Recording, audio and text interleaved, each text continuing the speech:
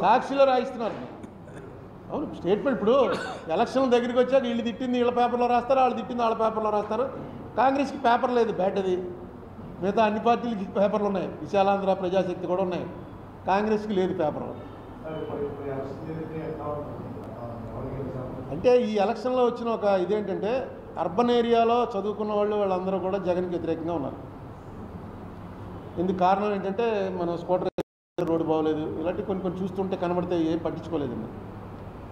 వాళ్ళ నమ్మకం ఏంటంటే, వైసీపీ వాళ్ళ నమ్మకం, more than 40% of the people beneficiaries. ఎప్పుడు ఎవరు ఇలా డబ్బులు ఇచ్చిన వాడు ఈ దేశంలో కాదు, ప్రపంచంలోనే ఉన్నాడు. అదే పని కదా. రేపు ఇవన్నీ కూడా గ్యారంటీగా రద్దు అయిపోతాయని వాళ్ళకి తెలుసు. ఎందుకంటే అవతల చంద్రబాబు గారే కాకుండా ఏ పవన్ కళ్యాణ్ అయితే నమ్మచ్చు. అవతల వస్తున్నది చంద్రబాబు గారు కాబట్టి, ఆయన హిస్టరీ తెలుసు కాబట్టి ఆయన వస్తే డెఫినెట్గా రద్దు చేస్తాడు అని ఒక ఆయన మళ్ళీ ఏం చేశాడు, వీళ్ళకన్నా ఎక్కువ పెట్టాడు మేనిఫెస్టోలో. ఓ పక్కన మొత్తం అయిపోయింది, దివాళా అయిపోయింది అన్నటువంటి పరిస్థితిలో స్టేట్ ఉందని చెప్తూనే ఇంతకన్నా ఎక్కువ ఇస్తామని పెట్టాడు. అది ఎలా పాసిబుల్, దాని మీద డిబేట్ జరగాలి. వీళ్ళు ఎంతసేపు నువ్వేదవంటే నువ్వేదవని పెట్టుకుంటున్నారు. కానీ ఆ పార్టీ వాళ్ళు ఈ పార్టీ వాళ్ళు ముఖ్యులు ఎవరైనా వస్తే నాకు దాంట్లో అది మీ పని నేను చేస్తాను. దాన్ని ఏమంటారు, విశ్లేషణ కాదు, మోడరేటా, రోజు కూర్చుని డిబేట్ చేస్తుంటారు, యాంకరింగ్. యాంకర్కి ఏంటి తెలుగు? పిచ్చ మాటలు కాదు. రాజమండ్రిలోనే నేను ఆహ్వానిస్తున్నాను టీడీపీని, వైసీపీ అధికారికంగా, మీ సమన్వయకర్తలు కాదు, మీ స్పోక్స్మెన్ అధికారికంగా రావాలి. ఎవడో ఒకటి నేను స్పోక్స్మెన్ అని వస్తే కాదు, నేను చేస్తాను. నేను కూర్చుని ఇక్కడే పెడతాం, ఎక్కడ కూడా కూర్చుంటారు. నేను నా ఎలక్షనే ప్రిడిక్ట్ చేయలేదు ఎప్పుడు, ఏం చెప్పలేదు. ఇప్పుడు అదే, ఇప్పుడు వీళ్ళు జనరల్గా అధికారంలో ఉన్న వాళ్ళకి జనసేన తెలుగుదేశం కలిసిపోయి అనగానే కొంత షేక్ రావాలి. ఎందుకంటే డెఫినెట్గా అది చాలా డెడ్లీ కాంబినేషన్. కానీ చూస్తుంటే వాళ్ళు ఏం షేక్ అవుతున్నట్టు నాకు కనపట్లే. వాళ్ళు ఎవరినైనా అందులో పెద్దవాళ్ళని అడిగితే వాళ్ళు ఏమన్నారంటే, నువ్వు ఒకసారి పల్లెటూరుకి వెళ్ళి చూడుగురు, నువ్వు రాజమండ్రిలో కూర్చుని కబుర్లు చెప్పడం కాదు అంటున్నారు.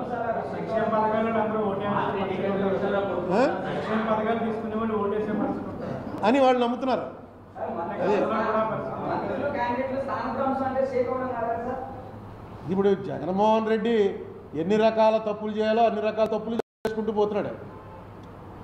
ఈ సీట్లు మార్చడం ఇది ఆఖరిలో చెప్తారు, సీటు మార్చేసేవారు అని. వాడు ఏడ్చేలోపు నోటిఫికేషన్ వచ్చేస్తుంది, నామినేషన్లు వేసేస్తారు. ఇప్పుడు 2 నెలల ముందే మొన్న ఒక ఎమ్మెల్యేకి ఆవిడ ఎమ్మెల్సీకి ఓటేయడానికి వెళ్తుంటే పిలిచి చెప్పేట, అమ్మా నీకు టికెట్ లేదని. ఆవిడ వెళ్ళి వ్యతిరేకంగా ఓటేసింది, ఎమ్మెల్సీ ఓడిపోయారుగా. ఆ విజయవాడ అమ్మాయి నెగ్గింది, తెలుగుదేశం అమ్మాయి నెగ్గింది. ఉండవల్లి శ్రీదేవ అదే ఎవరో అదే ఆ ఓటు ఎవరైనా ఓటేసి వచ్చాక చెప్తే అర్థం ఉంది. అలాగే ఇప్పుడు చాలా సీట్లు మీకు సీట్లు లేవని చెప్పేశారు. వీళ్ళందరూ రేపు ఏం చేస్తారు, రాజ్యసభ ఎలక్షన్లో ఇంకోటి ఎలక్షన్ సీక్రెట్ పోల్ కాదు, చూపించేయాలి. అక్కడ ఓటు వాళ్ళు ఎవరైతే పార్టీ ఏజెంట్ అక్కడ నిలబడి ఉంటాడో ఆ పార్టీ ఏజెంట్కి చూపించాలి. అంతవరకే ఉంది. పార్టీ ఏజెంట్కి చూపించి వేరే పార్టీకి వేసారనుకో ఏం చేయాలి అన్నది ఎక్కడా లేదు. ఇప్పుడు డెసిషన్ ఏం తీసుకుంటారో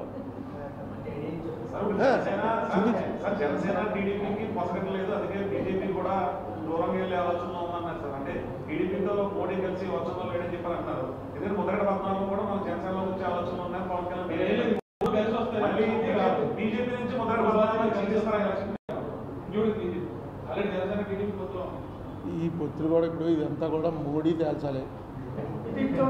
మోడీ అన్నవాడు మన జగన్ అన్నవాడు ఒకటే పరిస్థితి. వాళ్ళ మనసులో ఏమొస్తే చేస్తారు. మోడీ కనీసం అమిత్ షాతో మాట్లాడతాడు, జగన్ ఎవరితో మాట్లాడో ఎవరు చెప్పలేకపోతున్నారు.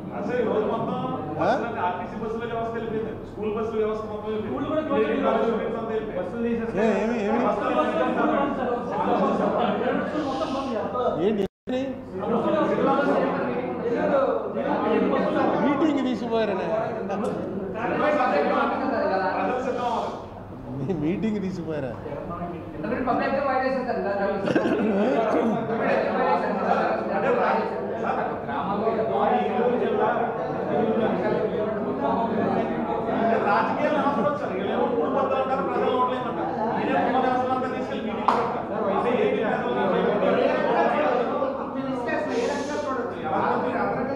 ఏది దేన్ని అయ్యా రీసౌండ్ 1 by 1 అడగండి.